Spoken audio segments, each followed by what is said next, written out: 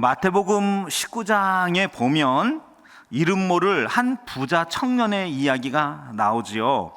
이 청년은 앞날이 딱 열려진 사람이지요. 부도 있고요. 그리고 권력, 권세도 있는 사람이지요.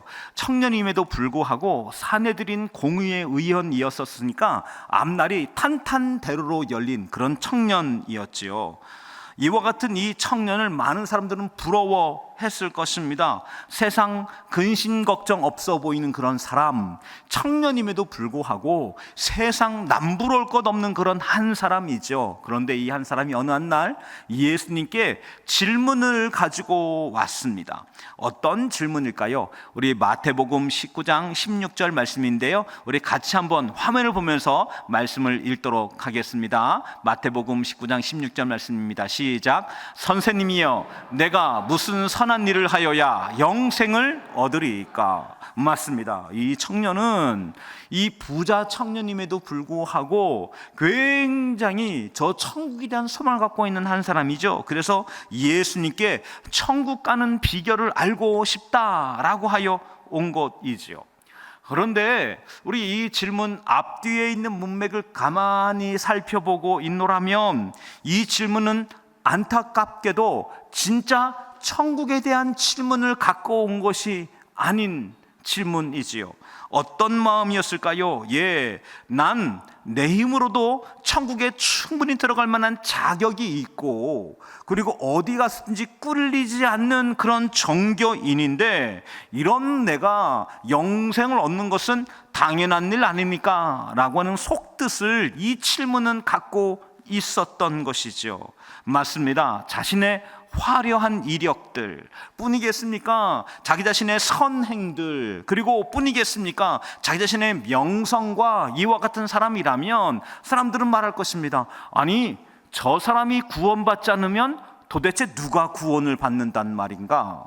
저런 사람이 천국에 가지 않는다면 도대체 누가 천국에 간단 말인가? 라고 하는 그런 대상이 바로 이 부자 청년이었던 것이죠. 그런 청년이 예수님께 자신감을 가지고 온 것입니다. 나 같은 사람 천국에 들어가기에 마땅한 사람인 것 같은데 내가 천국에 가기에 더 노력할 만한 것이 있습니까? 라는 그런 질문을 예수님께 던진 것이죠.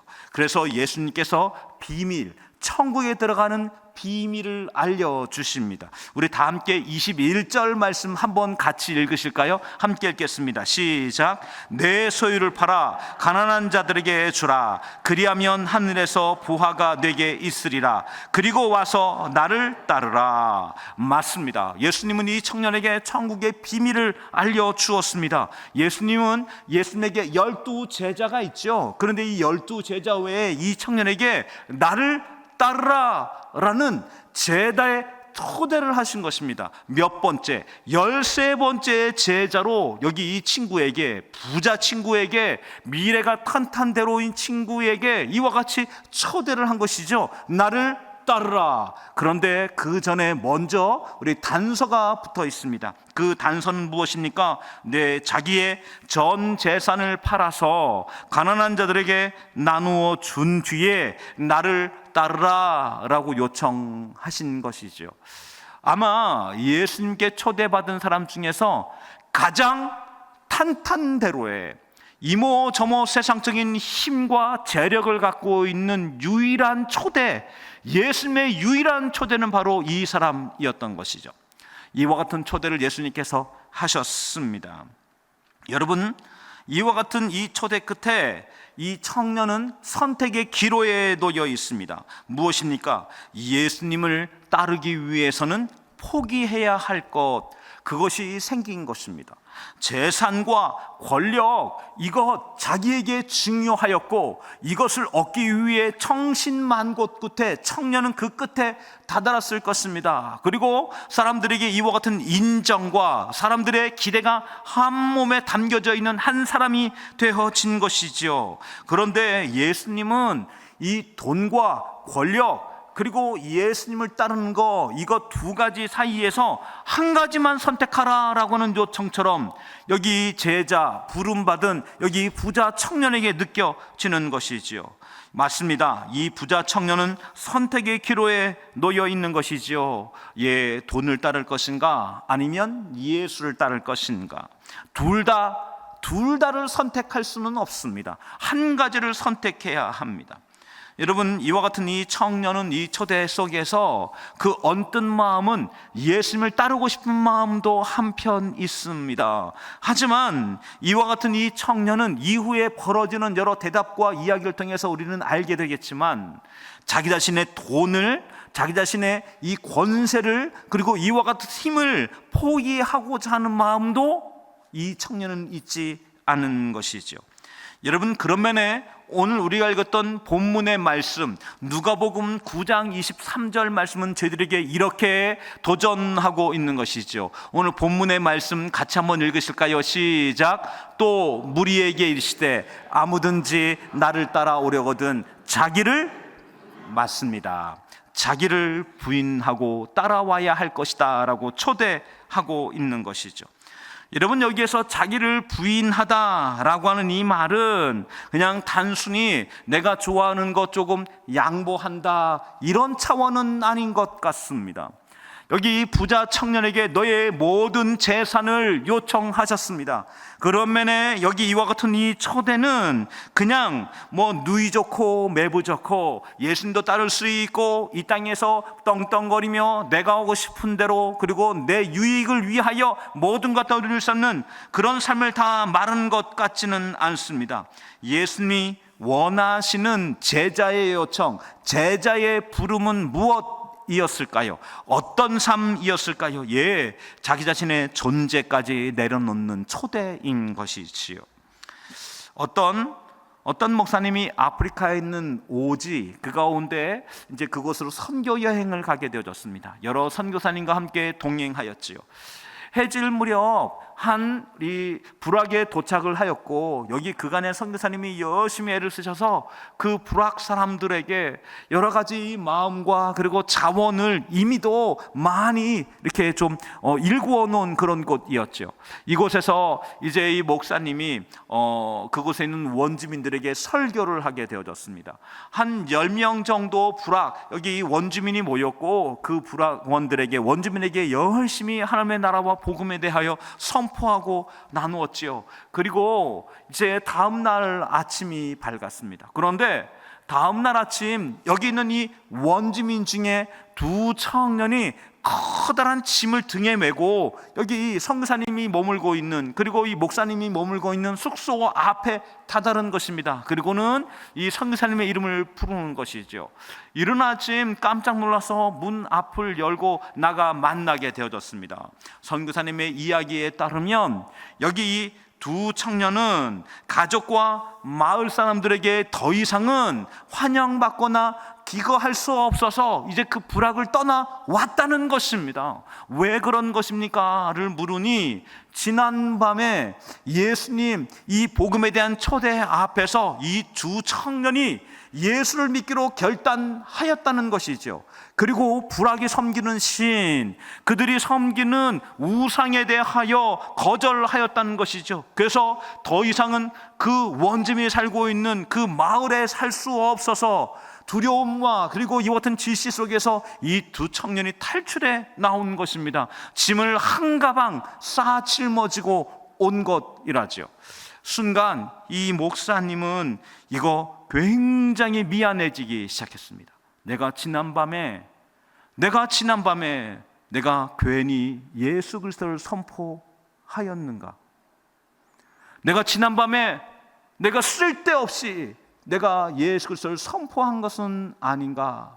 라고 하는 그런 후회가, 그런 미안한 마음이 이 마음 가운데 물밀듯 밀려왔다고 합니다. 그런데 두 청년이 여기 선교사님에게 이제 어떡하냐고 라고 물으니까 이 두 청년이 이럴 줄 알았다고, 이럴 줄 알았지만 지난밤 예수님을 만났고 그 은혜를 잊을 수 없기 때문에 이곳에 왔다고 그처럼 말하는 것이지요. 두 청년은 가족들보다 예수님을 선택한 것이죠. 지금까지의 자기의 삶의 모든 것들보다 예수님을 선택한 것이지요.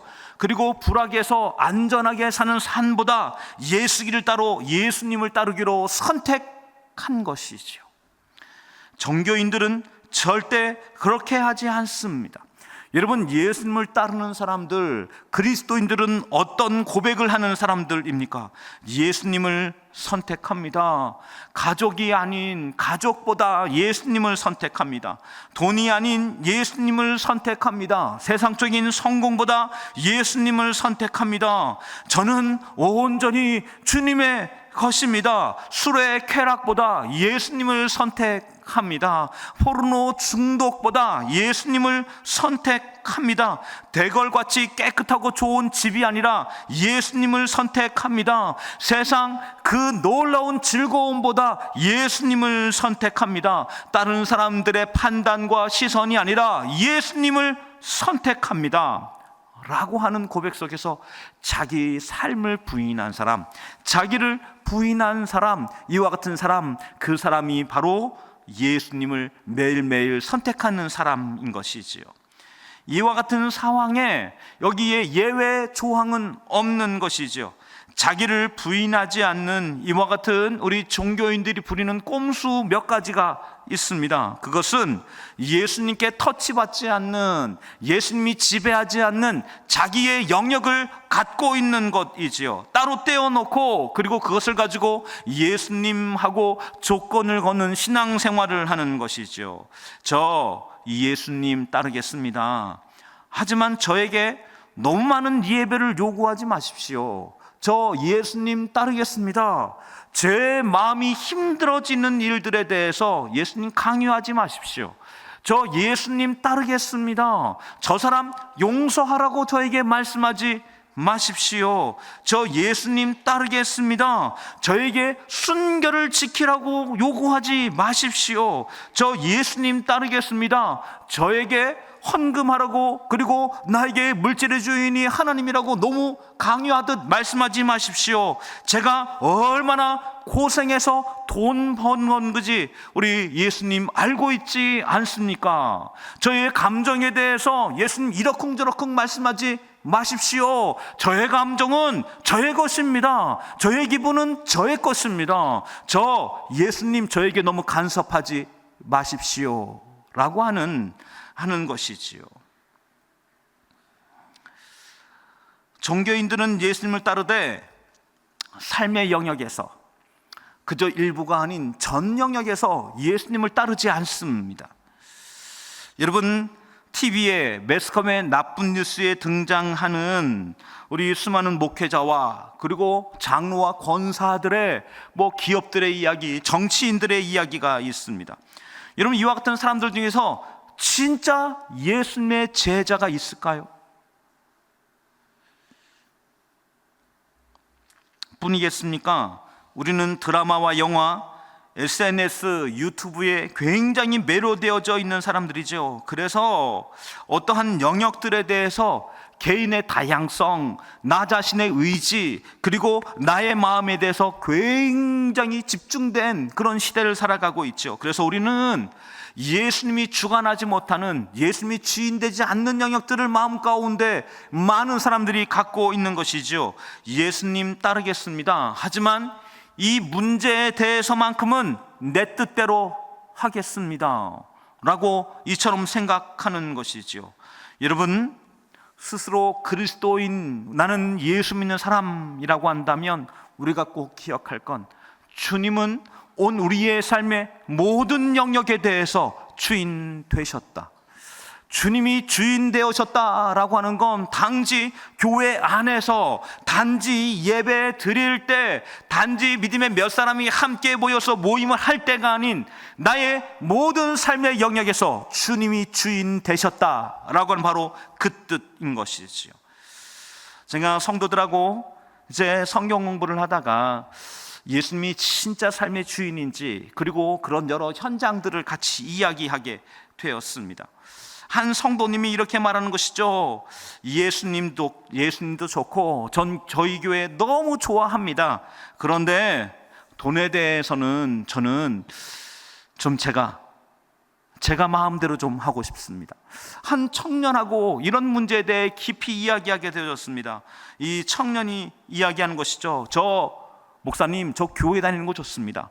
저 예수님 좋습니다. 하지만 저에게 목사님 너무 혼전순결에 대해서 너무 얘기하지 마십시오 라고 말하는 것이죠. 어떤 성도들 말합니다. 저 예수님 저 좋습니다. 그런데 저에게 100% 그리스도인이라고 말씀하지 마십시오 라고 말하는 것이죠.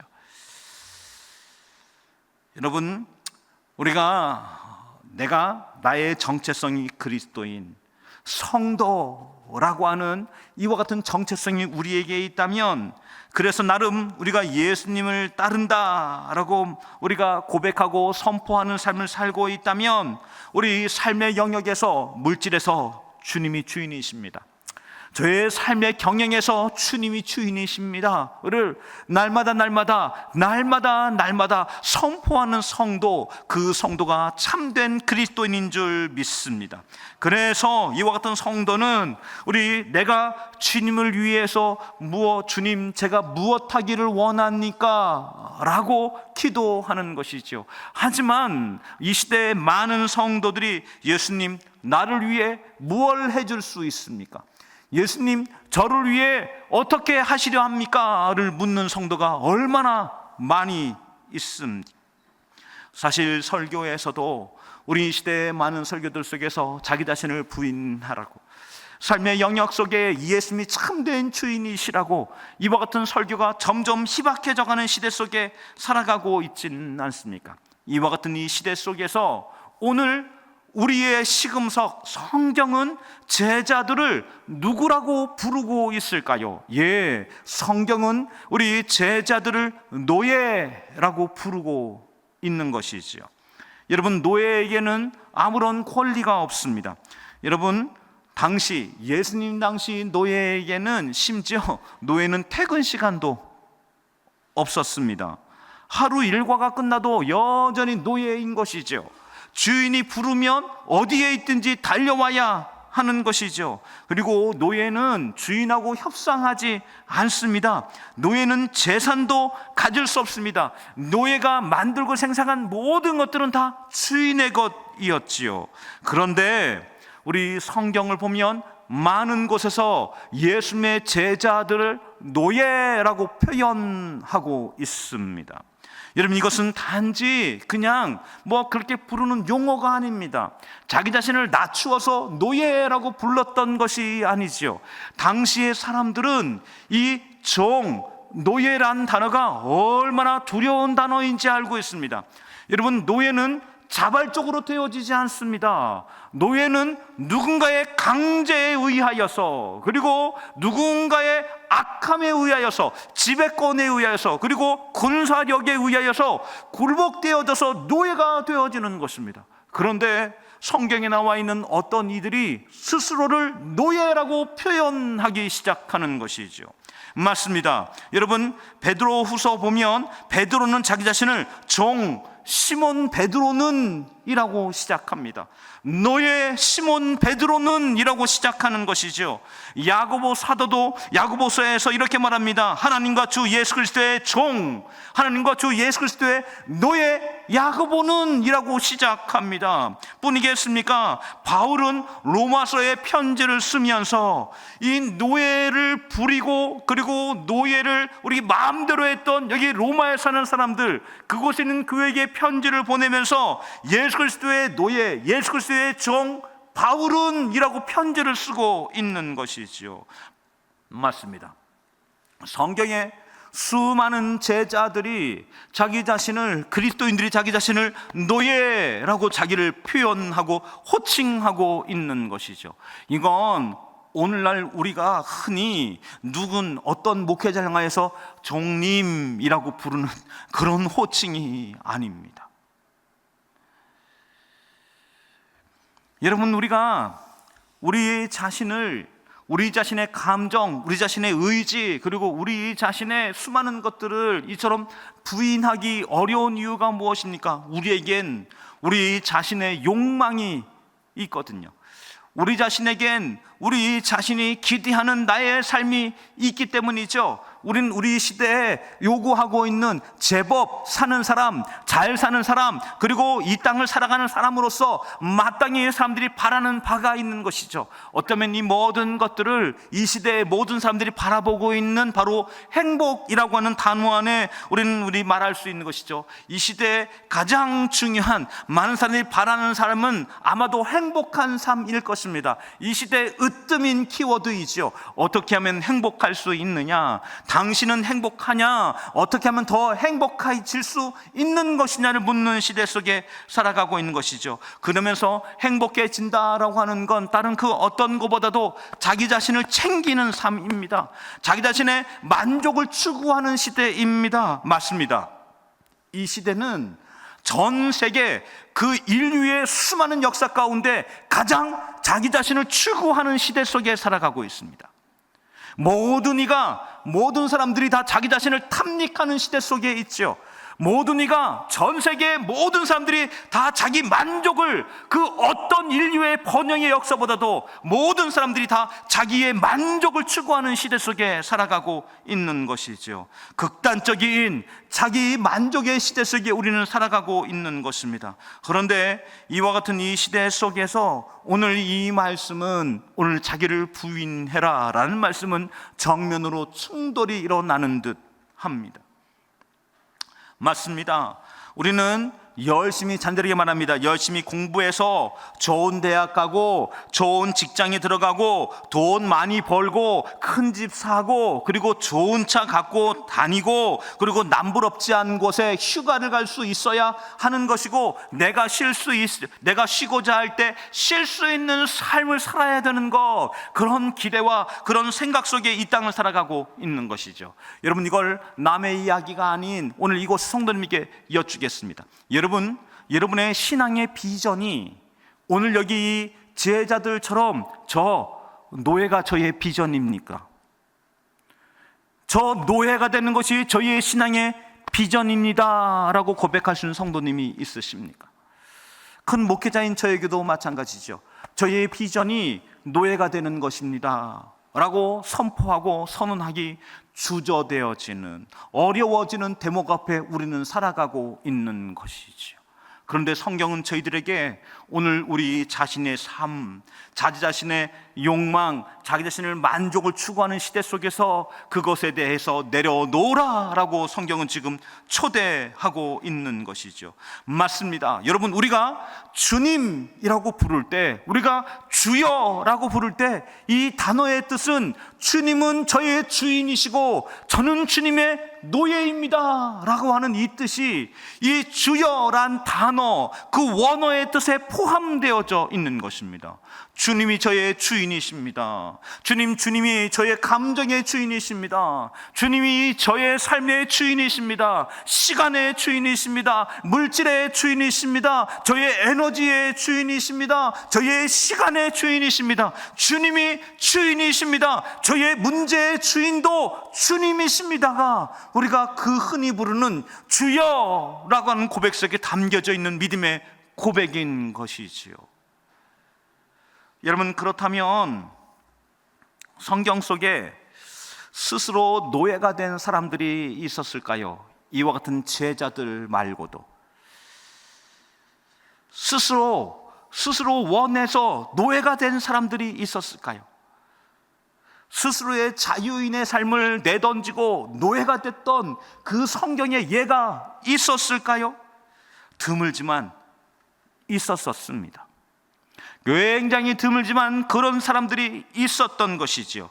여러분, 스스로 노예를 선택한 사람, 이 주인의 밑에 들어가서 6년간 노예로 일을 했습니다. 그리고 7년째 되는 해 해방의 해를 맞이합니다. 그런데 어떤 노예들이 자기 자신은 계속 여기 이 가정에 노예로 살겠다고 스스로 자원한 사람들이 있었던 것이지요. 우리 신명기 15장 우리 16절로 17절까지의 말씀을 같이 한번 읽어보도록 하겠습니다. 함께 읽겠습니다. 시작. 종이 만일 너와 동거하기를 좋게 여겨 내게로 향하여 내가 주인을 떠나지 아니하겠노라 하거든.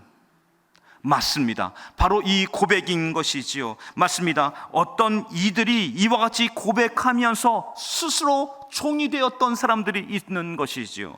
맞습니다. 여러분, 이 신약 성경에서 말하고 있는 그 예수의 제자들은 어떤 사람이었을까요? 사랑해서 스스로 제자가 된 사람, 스스로 자기 자신을 부인한 사람, 바로 그런 사람들이었던 것이죠. 말씀드렸던 것처럼 노예는 자기의 권리를 주인에게 넘긴 사람입니다.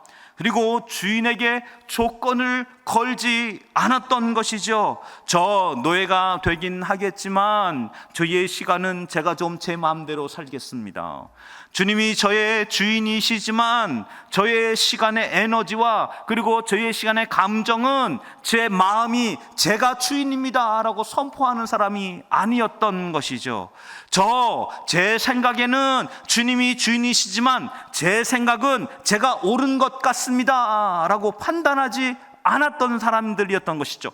판단도, 시간도, 그리고 삶의 자원도, 그리고 삶의 방향도 주님, 제가 무엇하기 원합니까? 라고 물어보는 바로 그 사람들이 예수의 제자였던 것이죠.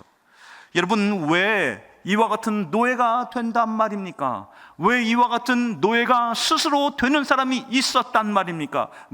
아까 읽었던 여기 신명기 15장 16절 말씀입니다. 어떻게 해요? 우리 다시 한번 읽어보도록 하겠습니다. 함께 읽겠습니다. 15장 16절 말씀 시작. 종이 만일 너와 내 집을 사랑함으로 너와 동거하기를 좋게 여겨 내게로 향하여 내가 주인을 떠나지 아니하겠노라 하거든. 맞습니다. 저기서 종은 그 집을, 그 주인을 사랑함으로 스스로 종이 되고자 했던 것이죠. 다른 그 어떤 사람과 함께 사는 것보다, 다른 그 어떤 곳에 있는 것보다 당신과 같이 있는 것이 저에게 행복입니다, 저에게 좋음입니다, 저에게 즐거움입니다라고 선포했던 사람들이 있었던 것이죠. 누구입니까? 바로 이 제자들이었던 것이죠. 맞습니다. 이와 같이 제자가 되어져서 예수의 종이 되어져 있던, 노예가 되었던 사람들에게 기이한 현상이 나타나기 시작합니다. 그 기이한 현상은 노예가 되면 모든 것이 구속받는, 모든 것이 통제되는 삶인 줄 알았는데 이 예수가 되고 나서 진정한 자유를 맛보기 시작합니다. 돈의 지배력이 아닌 예수가 주는 돈을 넘어선 자유를 경험하게 되어집니다. 누군가의 평가와 인정에 목말라 그 인정을 얻기 위하여 이처럼 분투하며 살았는데 예수 안에 예수가 우리를 기뻐한다라는 사실 안에서, 이 진리 안에서 사람을 만족시키지 않아도 영혼의 깊은 곳에서 진정한 인정받음이 경험되기 시작하는 것이죠. 무언가를 조종하고 내 뜻대로 하고 싶어서 이것 화내고 분노하며 살았는데 그 뒤에 찾아오는 후회와 그 뒤에 찾아오는 두려움과 그 뒤에 찾아오는 쓰디쓴 것들이 있었습니다. 그런데 예수님께 주도권을 넘겨드리고 난 다음에 예수가 주는 자유를 경험하게 되어지는 것이지요. 이와 같은 그 자유, 그 놀라운 자유를 제자들은 맛보아 알기 시작하는 것이죠. 그래서 이 제자들은 자기와 같은 모습의 또 다른 제자들을 초대하기 시작합니다. 예수의 노예가 되지 않겠느냐고, 예수의 종이 되지 않겠느냐고, 예수와 함께하는 삶에 진정한 만족과 기쁨이 있노라고, 그 안에 진정한 자유와 평강이 있노라고, 그 안에 놀라운 이 땅이 주지 못하는 그 놀랍고 놀라운 보화가 그 안에 감추어져 있노라고, 그 보배로운 삶으로 당신을 초대하고 싶다고, 내가 예수의 제자가 되어지고 난 후에 알게 된 이 기쁨을 당신도 알기 원한다고. 여러분, 이 초대가 바로 복음 전도인 것입니다.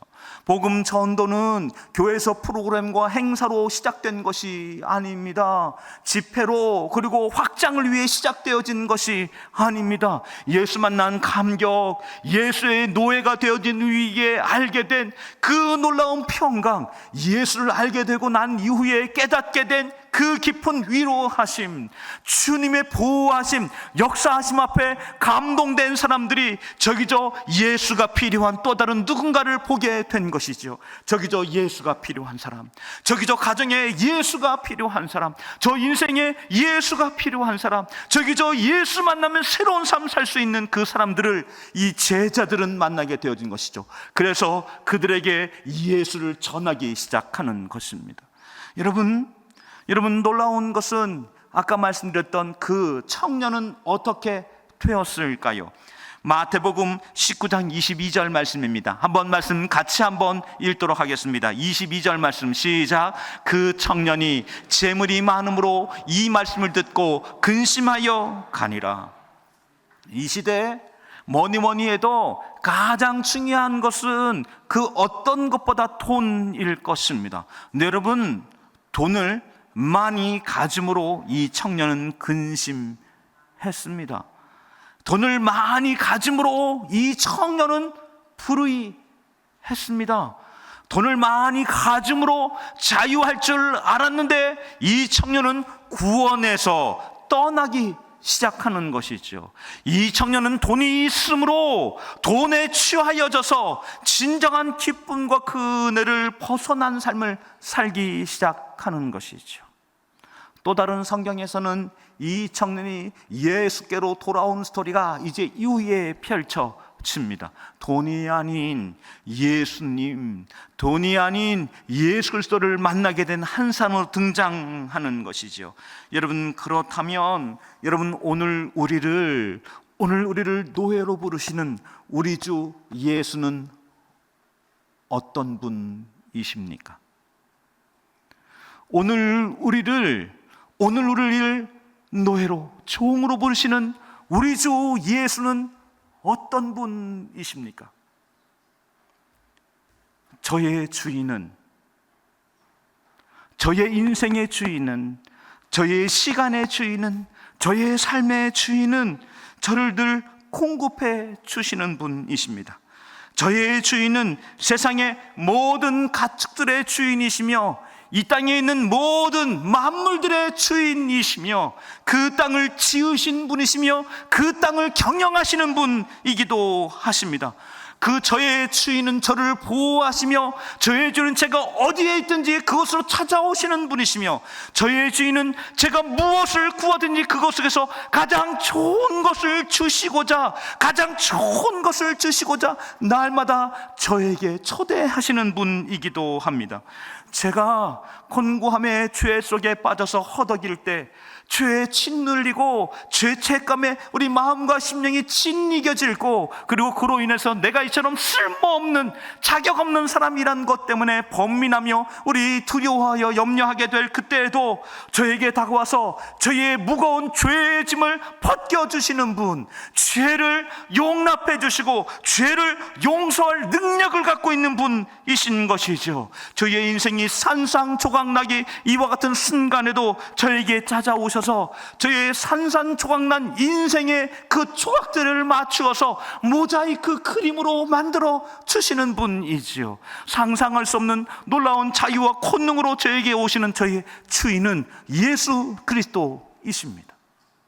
저는 저희 교회에 이와 같은 그 예수께 매료된 성도들이 가득한 교회가 되어지기를 원합니다. 저희 교회에 이 예수 그리스도의 이름에 감탄되어진, 그리고 그 이름의 감격에 매인 한 사람들이 가득 채워진 우리 포항 침례교회 대질 주의 이름으로 축원합니다. 주의 그 아름다움과 은혜 때문에 오늘 교사로 있는 사람, 학생으로 있는 사람, 경영자로 있는 사람, 판매원으로 있는 사람, 의사로 있는 사람, 소상공인, 주부, 회사원 된 그런 교회 되어지기를 원합니다. 그리하여 저희 교회 예수 그리스도의 노예로 가득 찬 교회가 되어지는 것이죠. 주님이 저희 교회의 주인이십니다. 주님이 저희의 인생의 주인이십니다. 주님이 오늘 우리를 친정코 하고 구원하며 우리를 은혜의 길, 생명의 길로 인도해 가십니다. 이것에 매료된 주의 성도 되시기를. 그래서 우리 권리가 아닌 주님의 치유심을 날마다 경험하시는 여러분과 제가 되어져 가길 주의 이름으로 축원합니다. 축원합니다. 축원합니다.